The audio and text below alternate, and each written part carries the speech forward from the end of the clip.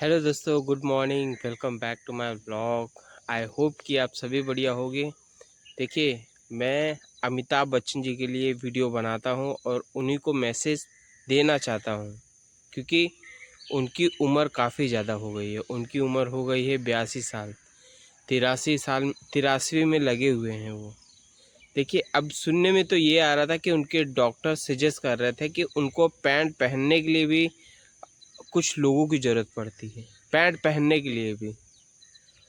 और अब समय भी हो गया उनका, काफ़ी एजेड हो गए हैं हमारे बिग बी महानायक। लेकिन एक बात का दुख हमेशा रहेगा, हमेशा ज़िंदगी। अगर आप नहीं भी रहोगे ना दादा, वीडियो अगर देख रहे हो मेरी आप, तो एक मलाल हमेशा रहेगा। आप अपने गांव कभी नहीं आए। आपके एक इंटरव्यू में देख रहा था, आप अपने पिताजी से एक बार कह रहे थे ना कि आपने मुझे पैदा ही क्यों किया है।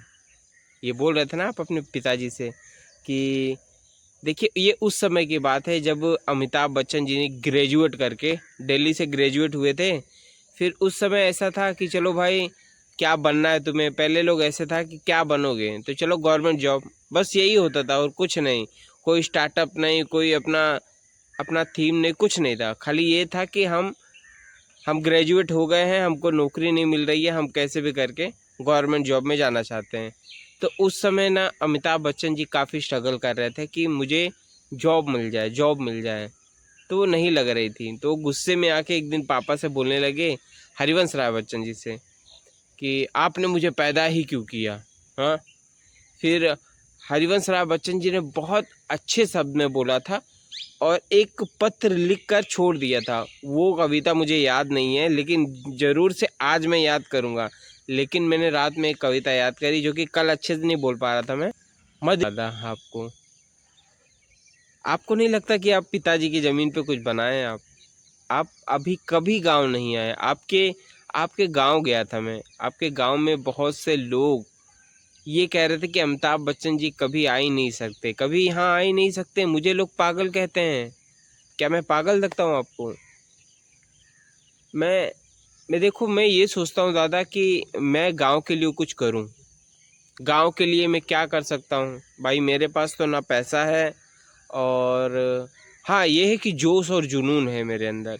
आप कहते हैं ना कि सफलता पाने के लिए जोश और जुनून होना बहुत ज़रूरी है।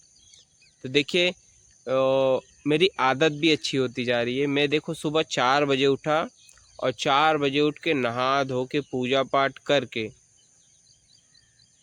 अब मेरा मन नहीं लगता है।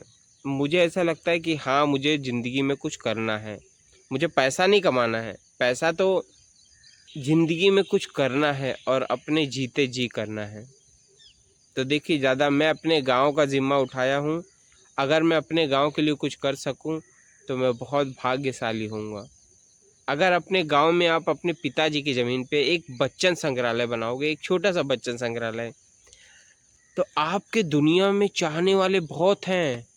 अरे, मैं कहता हूँ कि 140 करोड़ की आबादी अपने भारत देश की है।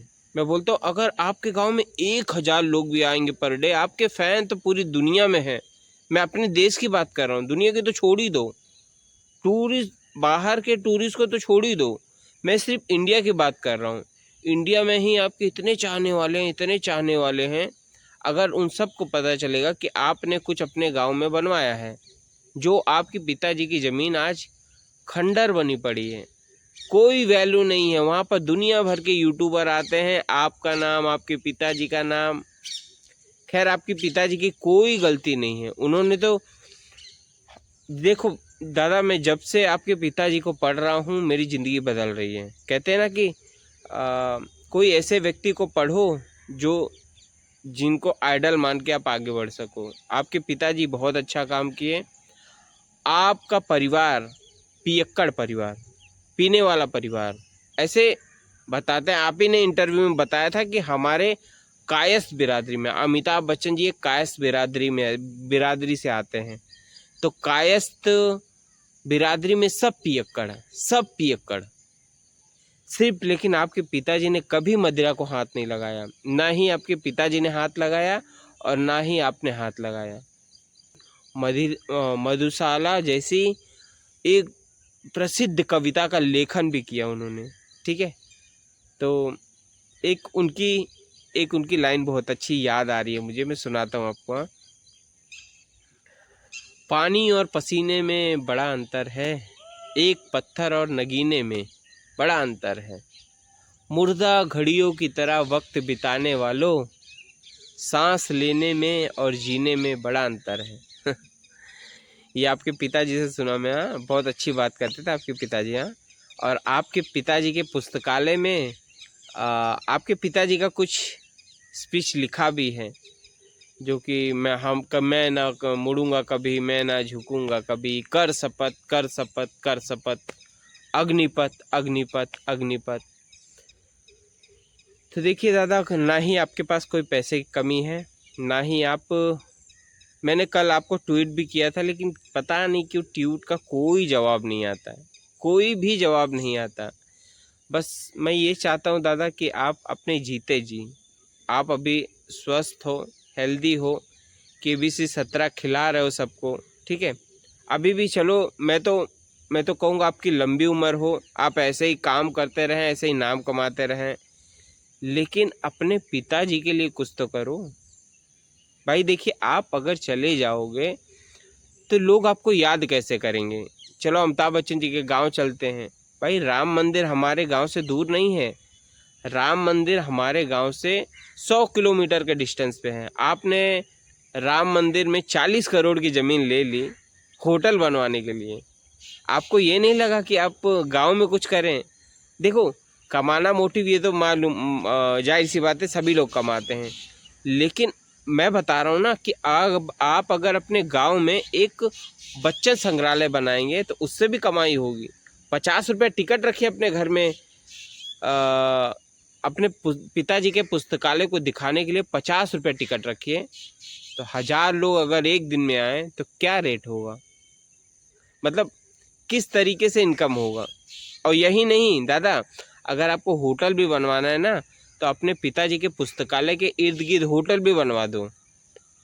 जो मतलब राम मंदिर की यात्रा करते हैं वो मतलब रास्ते में ही आपके पिताजी का पुस्तकालय है, लोग उसे देखेंगे और देख के मतलब बोलेंगे चलो अमिताभ बच्चन जी के गांव चलते हैं, यहीं पास में ही है।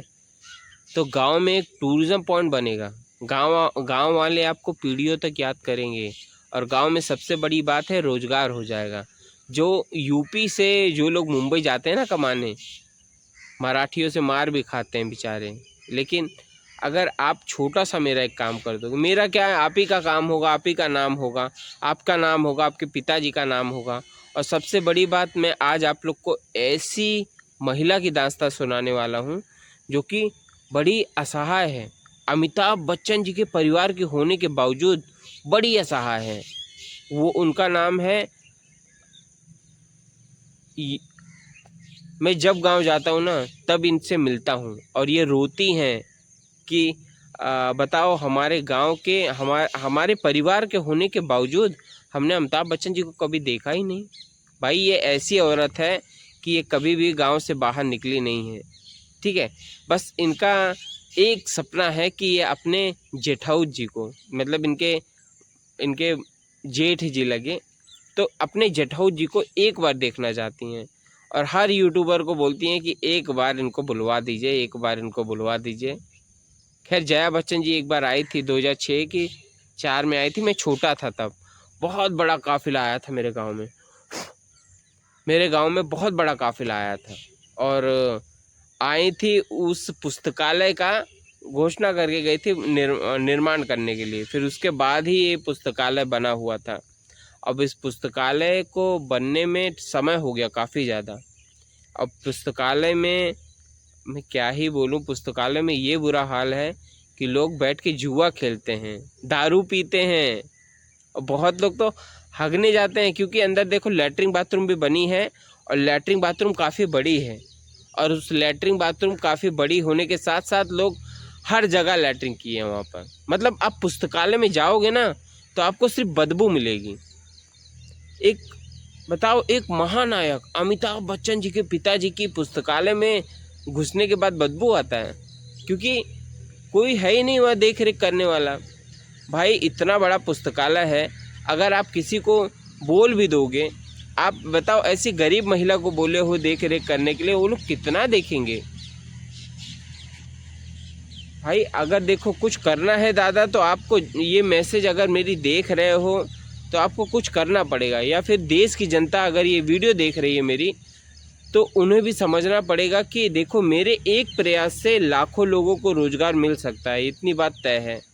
भाई देखो मैं अभी बैठा हूँ जबलपुर के सबसे प्रसिद्ध गौरी घाट में, और यहाँ पर होती है माँ नर्मदा जी की आरती रोज़, ठीक है।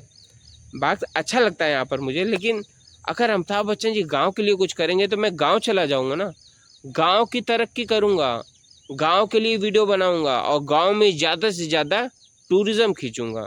वैसे तो ये ज़रूरत नहीं पड़ेगी, क्योंकि अमिताभ बच्चन जी इस तरीके से प्रचार कर देंगे कि मुझे प्रचार करने की ज़रूरत ही नहीं पड़ेगी। लेकिन फिर भी मैं एक बात बता रहा हूँ, अमिताभ बच्चन जी लव यू। आपने बहुत नाम कमाया, बहुत पैसा कमाया, अब थोड़ा गांव के लिए कमाइए दादा। मैं ये कहता हूँ कि आप एक बार आ जाइए अपने गांव, अपने पिताजी के धरोहर को थोड़ा संभाल दीजिए, अपने पिताजी के धरोहर को बना दीजिए।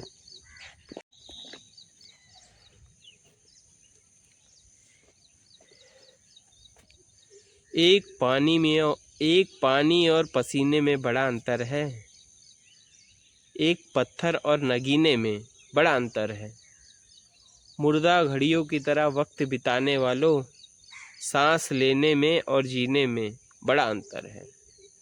ये मैंने सुना है श्री हरिवंश राय बच्चन जी के मुख से, क्योंकि ये उन्हीं की लाइन है, ठीक है। एक बात कहना चाहूँगा, हरिवंश राय बच्चन जी एक महान कवि थे, ठीक है।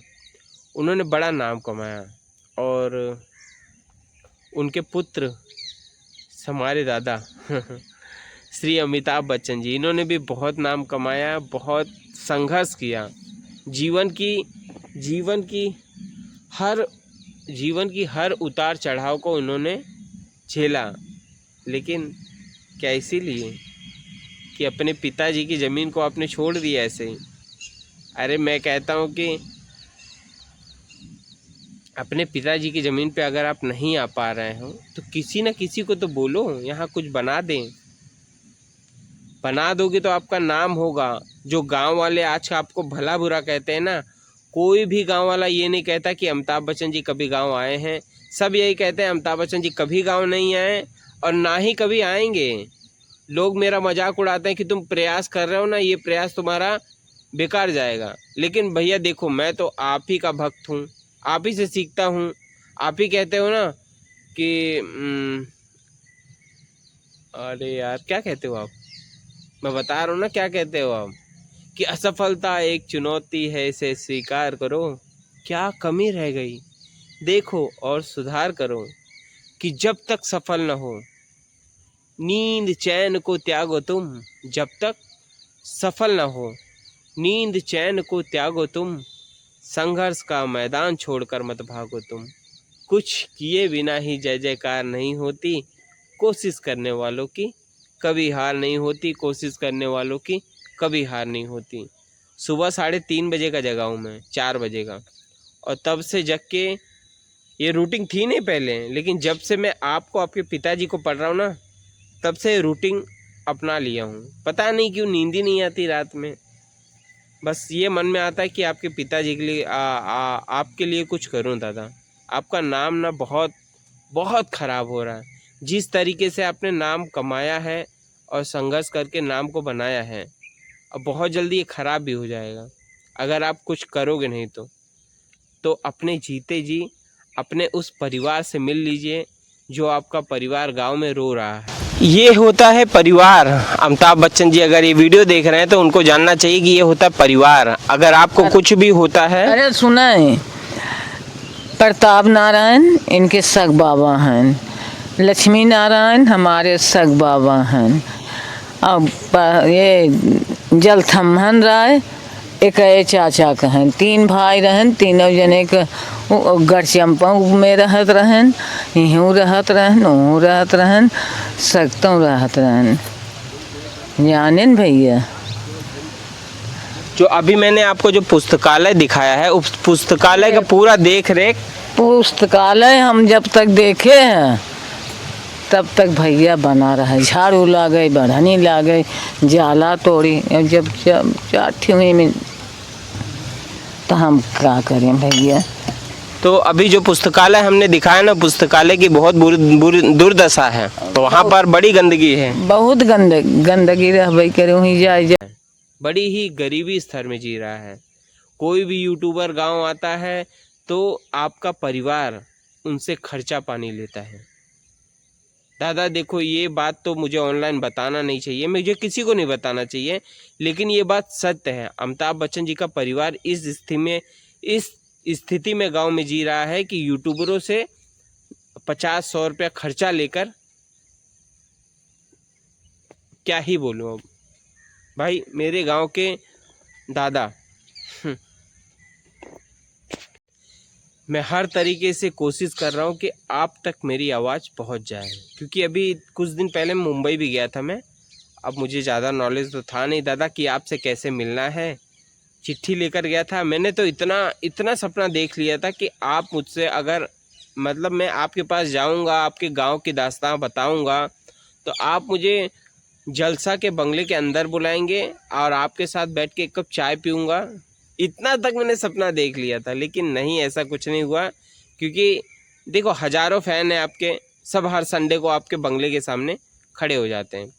तो उस तरीके से मैं भी खड़ा हो गया। मैंने आपके गार्ड से बात किया और चिट्ठी लिखा था मैंने आपके गांव के लिए, और जो दास्तां मैं आपको अभी बता रहा हूँ, ऐसा ही कुछ मैंने आपकी चिट्ठी में लिखा। इसकी वीडियो भी मैंने बनाई है। तो वो चिट्ठी देना चाह रहा था आपको। एक चिट्ठी मैंने पोस्ट भी की थी, स्पीड पोस्ट, उसका कोई जवाब नहीं आया। एक चिट्ठी मैं खुद लेकर गया था मुंबई, और इतना प्रयास करने के बावजूद आपके तक चिट्ठी नहीं पहुंची। आपके गार्ड ने इस चिट्ठी को मुझे वापस दे दिया, बोला नहीं नहीं नहीं, जो कि मैंने अच्छे से समझाया कि भैया देखिए, इस चिट्ठी में अमिताभ बच्चन जी के बारे में बहुत इंपॉर्टेंट चीज़ लिखी हुई है, उनके पिताजी के बारे में बहुत इंपॉर्टेंट चीज़ लिखी हुई है। लेकिन आपके गार्ड ने बोला कि उनके परिवार को बोलो फ़ोन करें। तो मैंने बोला नंबर ही दे दो, फिर फ़ोन कर दें। तो बोला नंबर उनके पास होगा, आपका परिवार, आपके परिवार के पास आपका नंबर नहीं है। पैसा बहुत कमा लिए दादा आप, कुछ नाम कमाइए आप।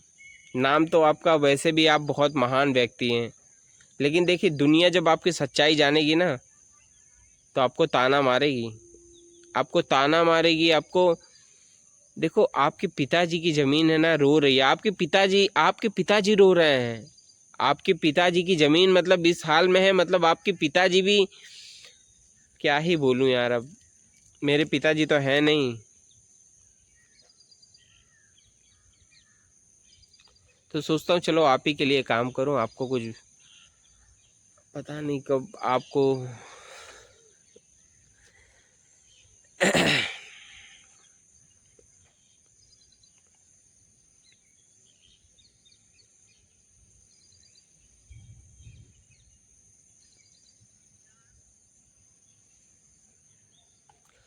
आपका गांव आस छोड़कर बैठ चुका है। मतलब कोई नहीं, किसी को भरोसा ही नहीं है कि अमिताभ बच्चन जी कभी अपने पैतृक गांव आएंगे। ना ही कभी ज़िंदगी में आए हैं और ना ही कभी आएंगे। ऐसा क्यों सोचते हैं? देखिए, प्रेमानंद महाराज जी कहते हैं आज की ज़िंदगी में, आज की ज़िंदगी में क्या, हमेशा से ही कोई भी काम असंभव नहीं है, सब संभव है। अगर मैं आपको बुलाने का प्रयास कर रहा हूँ तो आपको एक बार तो अपने गांव आना चाहिए। अरे आप कुछ मत करिए, मैं बोलता हूँ 1 रुपया किसी को मत दीजिए। आप बस ये है कि अपने पिताजी की धरोहर को बना दीजिए। मैं बार बार यही बात कह रहा हूँ दादा।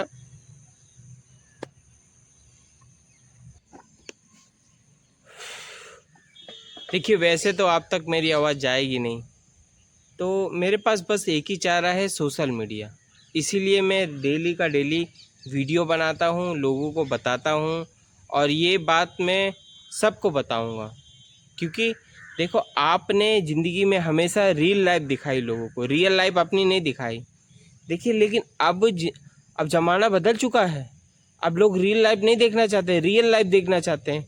इस वजह से लोग व्लॉग बनाते हैं, अब लोग रियल चीज़ देखना चाहते हैं। तो दादा आपका रियल, आपकी सच्चाई गांव की आज नहीं तो कल लोगों के सामने आ जाएगी। और देखिए मैं ये नहीं है कि मैं हिम्मत हार के बैठ जाऊंगा। देखिए मेरे अंदर जोश जुनून की कमी नहीं है, और मैं इस काम को अगर उठाया हूँ ना, तो जब तक इसको आपका रिप्लाई नहीं आ जाएगा तब तक मैं वीडियो बनाता रहूँगा और लोगों को बताता रहूँगा कि भैया अमिताभ बच्चन जी मेरे गांव के दादा हैं।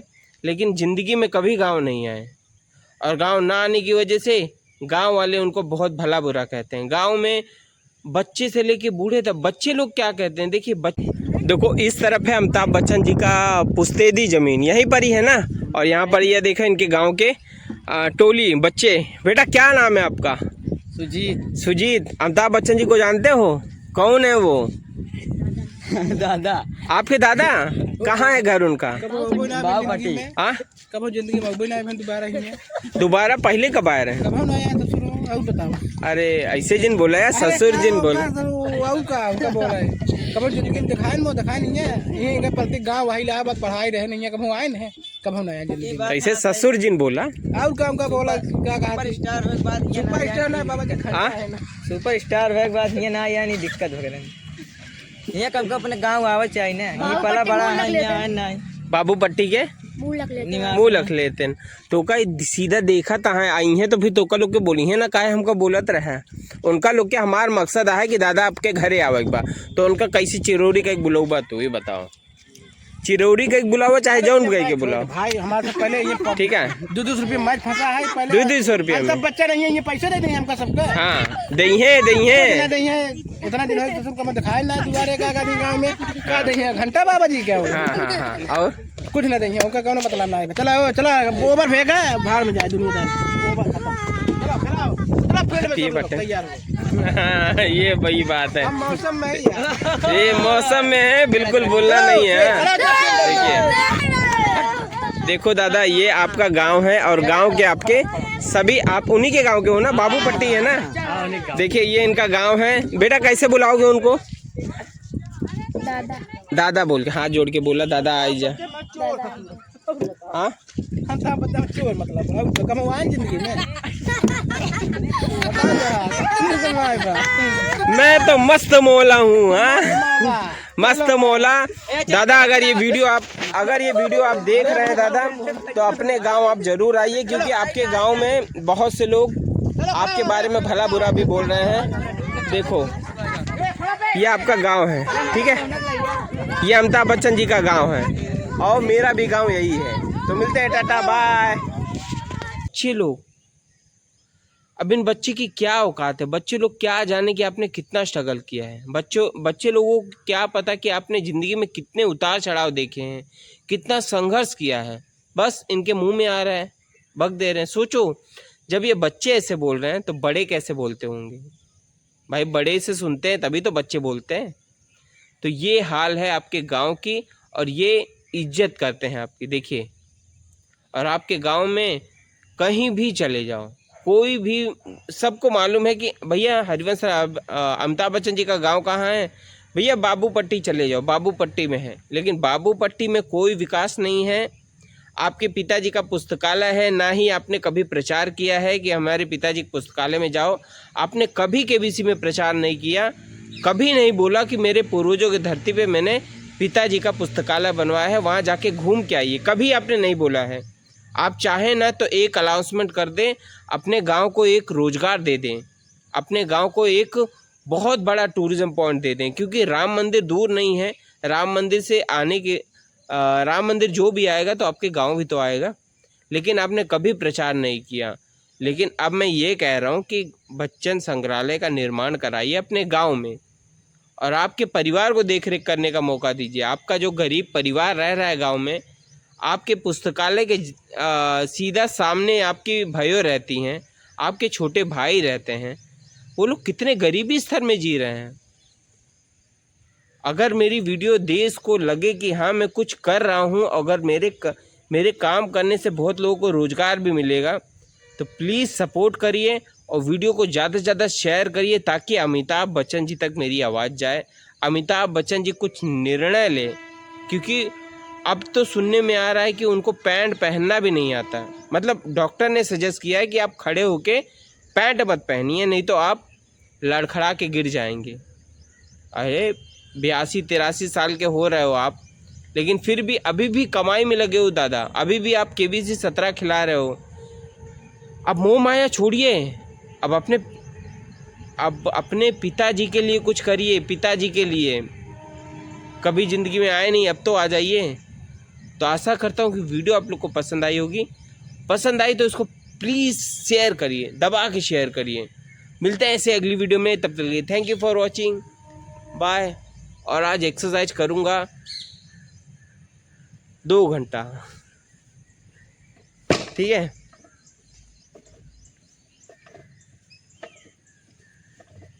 तू ना थकेगा कभी, तू ना थमेगा कभी, तू ना मुड़ेगा कभी। कर शपथ, कर शपथ, कर शपथ। अग्निपथ, अग्निपथ, अग्निपथ।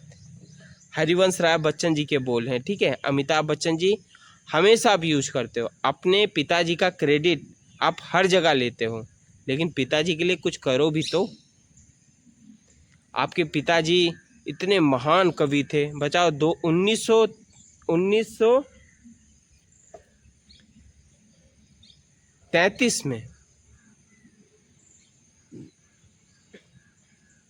1933 में मधुशाला कविता का लेखन आपके पिताजी ने किया था। आज से करीबन 100 साल होने वाला है, शायद नहीं 100 साल नहीं हुआ, हाँ जो भी हो 80-85 साल। इतने साल होने के बावजूद आपके पिताजी की छवि आज भी लोग याद करते हैं। देखिए आज भी आपके पिताजी की कविताओं को पढ़ते हैं। देखो मैं भी पढ़ता हूँ। आपको कैसे याद करेंगे? आपकी मूवी देखकर। आने वाले समय में लोग देखना सोशल मीडिया पे इतना ज़्यादा एक्टिव हो जाएंगे कि मूवी देखना बंद कर देंगे। लोग रियल चीज़ देखेंगे, रियल चीज़। व्लॉग हो गए, यूट्यूबर्स को देखेंगे। तो हर यूट्यूबर आपके गांव जाएगा, आपके पिताजी का पुस्तकालय दिखाएगा, और आपका परिवार वहीं रहता है उनको भी दिखाएगा। तो ऐसे में आपका नाम बहुत ख़राब होने वाला है। तो प्लीज़ मेरा एक रिक्वेस्ट है, आप अपने गांव आइए और गांव आके अपने परिवार से आके मिल लीजिए। तो आशा करता हूँ कि वीडियो आप लोग को पसंद आए तो प्लीज़ ज़्यादा से ज़्यादा लोगों को शेयर करिए ताकि अमिताभ बच्चन जी तक मेरी आवाज़ जाए। आप लोग इसको शेयर करिए, टैग करिए, कहीं हर फ्रेंड को भेजिए, क्योंकि देखिए बहुत समय कम पड़ा हुआ है। अगर अभी नहीं होगा तो कभी नहीं होगा। तो थैंक यू फॉर वॉचिंग। हार नहीं मानूंगा, रार नहीं ठानूंगा, लक्ष्य की प्राप्ति तक नहीं रुकूंगा मैं। बस एक छोटा सा प्रयास है मेरा। अगर मैं सफल हो जाऊंगा तो अच्छी बात है, नहीं होऊंगा तो प्रयास तो कर ही रहा हूँ। प्रयास अगर रंग लाएगी तो लाखों लोगों को रोज़गार मिल जाएगा, ठीक है।